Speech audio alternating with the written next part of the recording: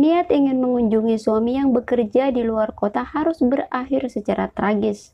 Memiliki keterbelakangan akibat tekanan dari sang mertua, wanita yang memiliki 1 orang anak ini harus mengalami hal yang mengerikan, di mana satu kampung pria dari muda hingga tua memperkawasnya secara bergiliran dalam satu malam, lalu dihabisi.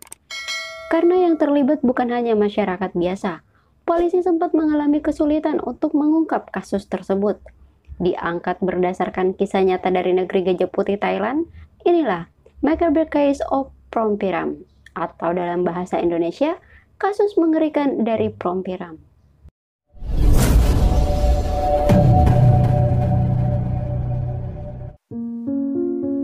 Berlatar belakang tahun 1997, seorang polisi bernama Saksit baru saja dipindah tugaskan ke daerah bernama Prompiram, salah satu daerah yang berada di Thailand. Baru saja melaporkan ke atasannya Inspektur Pitak, ia langsung disambut dengan kasus penemuan mayat seorang wanita di kawasan rel kereta api. Berangkatlah mereka menuju TKP. Terlihat banyak warga yang sudah berkumpul di tempat itu. Inspektur memerintahkan agar segera memanggil Dr. Learn untuk memeriksa korban. Tak lama kemudian datanglah Ton, si kang gali kubur. Ia meminta izin membawa mayat tersebut ke kuil untuk dikremasi. Namun inspektur memerintahkannya untuk membawa ke rumah sakit untuk diautopsi. Saksit juga menemukan sebuah kantong kecil yang diduga milik korban. Sebelum dipindahkan ke rumah sakit, Dr. Lorne tiba. Ia segera memeriksanya. Menurutnya, wanita tersebut mengalami kecelakaan. Darah di bagian paha diakibatkan oleh hantaman benda tumpul atau kemungkinan lain menstruasi, bukan pemerkosaan. Namun inspektur merasa ragu dengan pernyataan Dr. Lorne. Dan benar saja dari hasil pemeriksaan rumah sakit, dokter forensik mengungkapkan tanggapan yang jauh berbeda dengan Dr. Lorne, di mana penyebab korban meninggal disebabkan karena pemerkosaan dan pembunuhan. Hal itu dibuktikan dengan ditemukannya sperma di area kemaluan, bekas jeratan di leher, dan adanya darah di kelopak mata yang menandakan korban kekurangan oksigen. Mengetahui hal itu, inspektur segera melakukan investigasi. Penyelidikan dimulai dengan nama toko yang tertera di kantong milik korban. Berangkatlah inspektur bersama sersan Saksit menuju toko tersebut. Dari pemilik toko itulah mereka mendapat informasi tentang identitas dan alamat korban.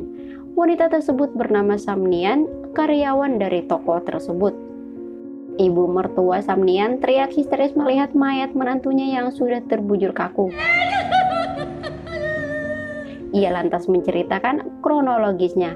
Ketika anak Samnian berusia 1 tahun, suaminya merantau ke kota. Bertahun-tahun lamanya pergi tanpa kabar, Samnian mengalami gangguan psikologis.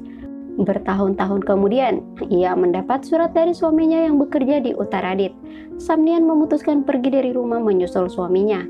Ibu mertua yang tak mempunyai uang meminta tetangganya yang juga teman suami Samnian bernama Chai untuk mengantarkan Samnian ke stasiun kereta api Pitsanulok. Polisi segera membawa Chai ke kantor polisi. Dari keterangan Chai, ia mengaku telah mengantarkan Samnian ke stasiun hingga naik ke kereta. Chai juga mengungkapkan sebuah fakta bahwa sebenarnya ibu mertua Samnian sangat membenci menantunya tersebut dan meminta Chai membuangnya di jalan.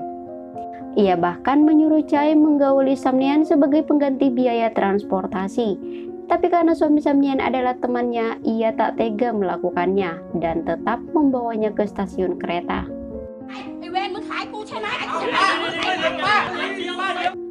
Pernyataan tersebut dibenarkan oleh petugas penjaga di pos rel kereta api Pitsanulok. Hanya saja Samnian yang tak memiliki uang sepeser pun mengalami kendala saat berada di kereta. Karena tak memiliki tiket, ia dengan terpaksa diturunkan di stasiun Prompiram.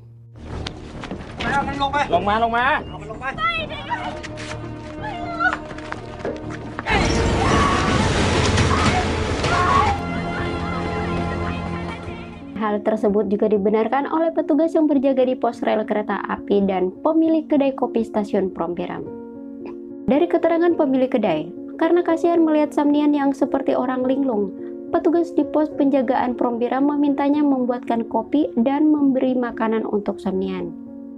Kang Kopi sempat memberikan banyak pertanyaan kepada Samnian, namun Samnian selalu menjawabnya dengan satu kalimat, yaitu "Saya ingin ke Uttaradit." Polisi kemudian melepaskan Kang Kopi. Akan tetapi, inspektur meminta anak buahnya untuk terus mengawasi pergerakan Kang Kopi. Dan benar saja, tepat jam 8 malam, mereka melihat seorang pria tua bernama Yam mengetuk pintu rumah Kang Kopi. Sementara Saksit yang sedang berpatroli bertemu dengan seorang preman lokal bernama Nut. Keesokan paginya, inspektur bersama bawahannya mendatangi kediaman Yam untuk dimintai keterangan. Akan tetapi mereka lupa membawa surat penggeledahan. Sesampainya di rumah Yam, polisi memanggil namanya berkali-kali. Tapi Pak Yam yang sudah ketakutan duluan tak berani keluar. Salah satu petugas lantas meminta inspektur untuk langsung menerobos masuk, namun inspektur menolaknya karena itu melanggar hukum. Menurut bawahannya, Pak Yam tidak tahu akan hukum tersebut, tapi kita sebagai petugas tahu hukum dan tahu kalau itu adalah pelanggaran. Apalagi Pak Yam belum ditetapkan sebagai tersangka, jawab inspektur. Nah, ini nih yang patut dicontohin. Meskipun orang yang mereka datangi hanyalah warga biasa, tapi inspektur tak seenaknya menggeledah rumahnya tanpa surat tugas resmi ya. Oke, lanjut. Pak Yam yang panik langsung mengambil jurus langkah 1000. Terjadilah aksi kejar-kejaran Pak Yam versus polisi.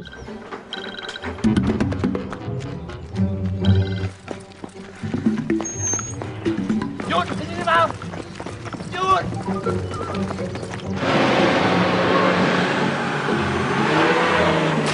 Tạm cho bên này đại bay, mua gì rồi đâu. ช่วยจอดด้วย เลยบ้านตะเบนแล้วกันจะลง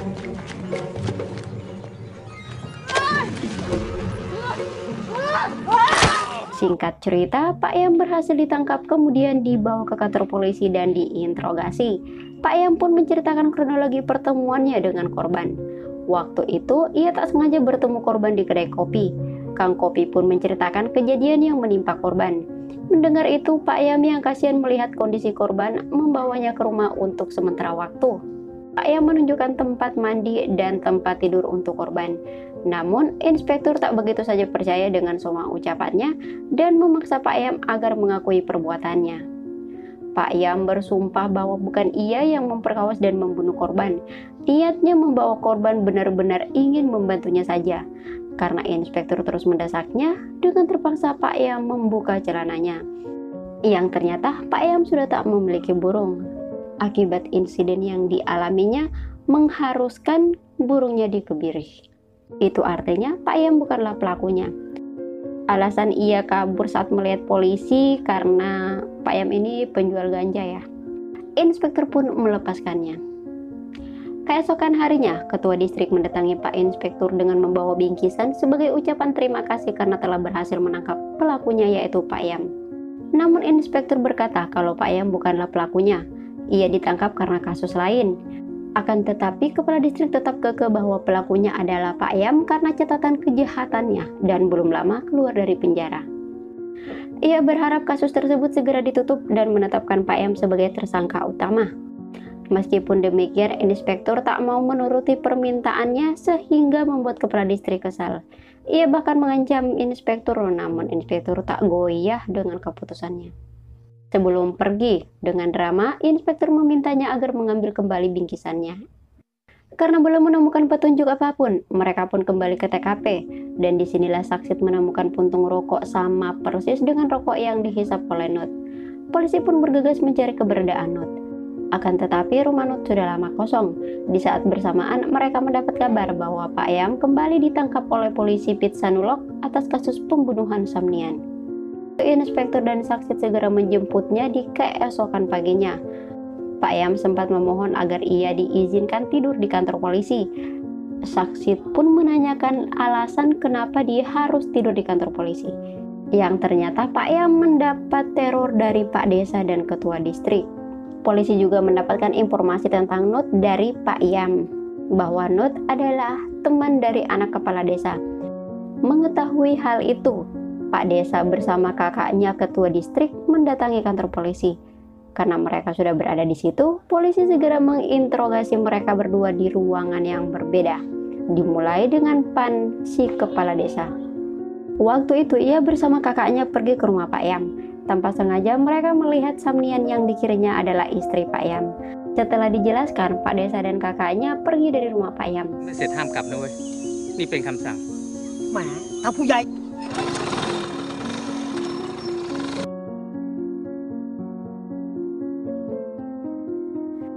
Pak Yam yang diperintahkan untuk lembur di distrik dari sore hingga pagi, berinisiatif memberikan Samnian uang tiket kereta agar segera pergi saat itu juga. Ia khawatir dengan keselamatan Samnian. Pan dan Pin memastikan polisi bahwa Pak Yamlah pelaku pemerkosaan dan pembunuhan Samnian. Sedangkan Poi, anak Pak Desa, tidak terlibat sama sekali. คนสั่งไม่ใช่หรือว่างานยังไม่เสร็จนะห้ามกลับ เปล่า คนทำมีหลักฐานไหมครับ พูดได้ยังไงอ่ะว่าผู้ใหญ่มันเป็น Mendengar keterangan mereka yang berbelit-belit dan tak masuk akal, polisi menyimpulkan bahwa mereka berdua sengaja menjadikan Pak Yam sebagai kambing hitam dan memutuskan untuk menahan mereka sementara waktu sambil menunggu bukti-bukti keterlibatan mereka. Status sebagai saksi pun berubah menjadi tersangka. Di dalam sel, Pan dan Pin bertengkar dan saling menyalahkan. Pin marah karena Pan mengakui keterlibatan mereka. Karena amarahnya, tanpa sadar ia pun menyebutkan nama Dr. Lorne. Polisi pun tersenyum mendengarnya karena mulai mendapat titik terang dari kasus ini. Tapi faktanya, Pak Desa Pan tak mengakui apapun di depan polisi. Itu hanyalah akal-akalan polisi saja agar bisa membuka kedok mereka. กำนันครับในฐานผู้ต้องสงสัย Tak lama kemudian, Poi, anak Pak Desa, menyerahkan diri pada polisi dan mengakui semua perbuatannya. Ia meminta ayah dan pamannya dibebaskan. Hari itu, ia mendatangi rumah Pak Yam untuk membeli ganja. Akan tetapi ia hanya menemukan Samnian di rumah itu. Poi lantas berkata pada Samnian untuk tidak takut padanya karena dirinya sudah biasa di rumah Pak Yam. Setelah menyelesaikan urusannya, ia akan pergi. Samnian pun OTW mandi. Karena efek ganja mulai bereaksi, Poi mulai membayangkan tubuh Samnian. Ia sampai mengintip Samnian mandi. Ketika Samnian masuk ke rumah, otak Poi yang sudah ngeblank tak bisa menahan diri lagi. Ia memaksa Samnian melayaninya. Jelas saja Samnian menolaknya dan berusaha berontak. Poi yang tak bisa lagi menahan hasratnya langsung memukuli Samnian hingga pingsan. Setelah itu ia pun memperkaosnya. Setelah puas, ia pun meninggalkan Samnian yang masih belum sadarkan diri. Di jalan, Poi sempat bertemu ayahnya. Dari TKP, Poi lanjut ke acara hiburan yang diselenggarakan oleh salah satu anggota dewan. Dan di situ ia bertemu Not. Ia lantas menceritakan apa yang baru saja ia lakukan pada Samnian. Mendengar itu, Not mengajak teman-temannya untuk mengambil bagian.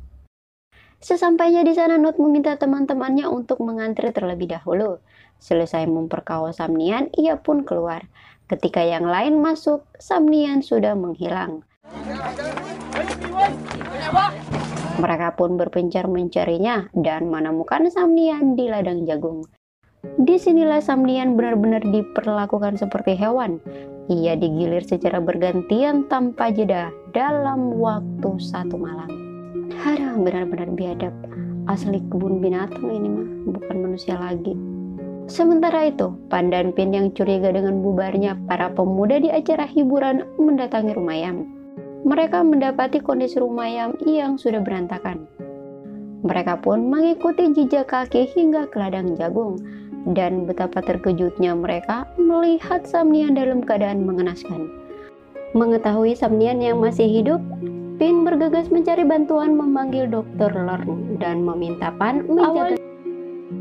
Memang ia prihatin, akan tetapi otaknya ikut ngeblank ketika melihat tubuh Samnian dan langsung menggarap tubuh Samnian.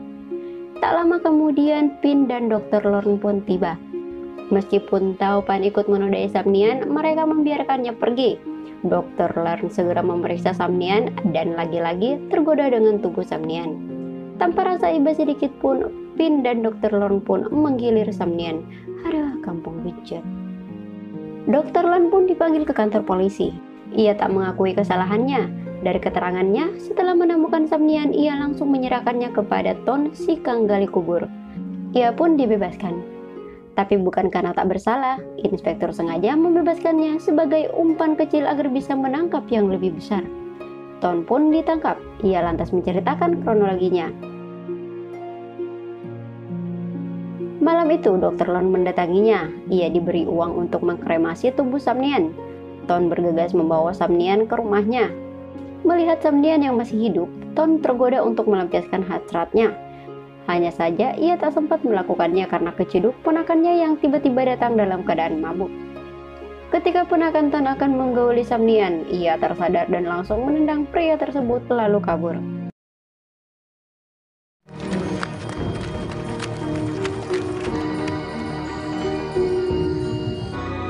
Sementara itu di balik jeruji, pengakuan dari salah satu tersangka membuat polisi berhasil menangkap Nut yang berada di penginapan.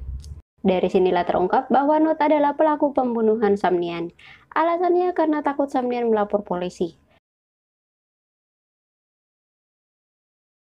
Malam itu mereka mengetahui kaburnya Samnian.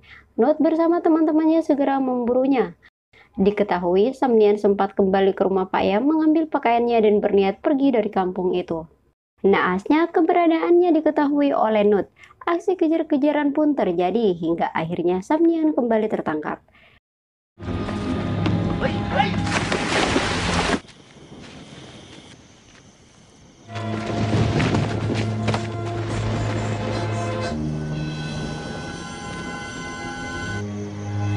Tanpa menunggu lama lagi, Nut langsung menjerat leher Samnian hingga tewas. Lalu tubuh Samnian diletakkan di rel kereta api seakan-akan itu adalah sebuah kecelakaan. Yang tanpa mereka ketahui, petugas rel mengetahui aksi mereka dan memindahkan mayat Samnian ke semak-semak. Di sini terlihat di akhir hayatnya, Samnian kembali teringat pada suaminya yang berada di kereta menuju Uttaradit. Berita penangkapan Pandanpin terdengar oleh anggota Dewan Tamnak. Ia pun mendatangi inspektur. Ia meminta Pak Pitak agar segera menutup kasus tersebut dan membebaskan kedua aparat desa Pandanpin yang tak lain adalah tim suksesnya. Baginya Samnian bukanlah orang penting ataupun warga desa mereka. Untuk apa sih repot-repot mengungkap kasus tersebut? Dengan tegas inspektur menjawab bahwa ia akan membebaskan Pandanpin kecuali wanita itu bisa dihidupkan kembali. Mendengar jawaban itu Tamnak naik pitam. Ia sampai mengancam jabatan inspektur, menolak keadilan, mengabaikan HAM dan sisi kemanusiaannya hanya karena Pandanpin adalah tim suksesnya. Atas permintaan anggota dewan tersebut, inspektur pun dipanggil atasannya. Ia diperintahkan untuk menghentikan kasus itu dan akan segera dimutasi keesokan paginya. Namun Pak Inspektur tak goyah sedikit pun dengan ancaman tersebut dan malah semakin bersemangat. Tersisa waktu 1 hari sebelum surat mutasinya tiba. Ia pun bergerak cepat dan segera mengeluarkan surat perintah penangkapan bagi semua yang terlibat termasuk Dr. Lorne.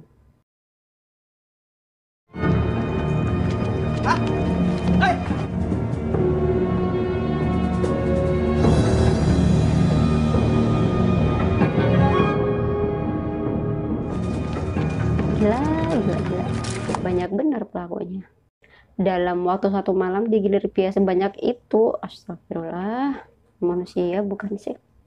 Di akhir cerita diperlihatkan inspektur yang telah menerima surat mutasi memberi penghormatan terakhir untuk arwah Samnian sebelum akhirnya ia meninggalkan kota Prompiram.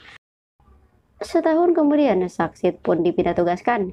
Menurutnya ini adalah kasus paling mengerikan pertama kali dalam hidupnya.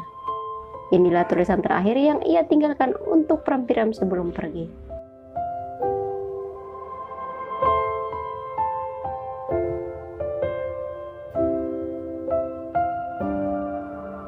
Dan tamat. Salut dengan kegigihan inspektur. Meskipun mendapat tekanan dan ancaman dari atasan dan para pejabat, ia tetap mempertahankan kehormatannya sebagai penegak hukum yang memberikan keadilan serta melindungi masyarakat tanpa memandang bulu. Patut dicontoh. Oke, sampai di sini dulu cerita hari ini. Jika suka dengan video ini boleh minta like-nya. Sampai jumpa lagi di film-film berikutnya. Wassalamualaikum warahmatullahi wabarakatuh.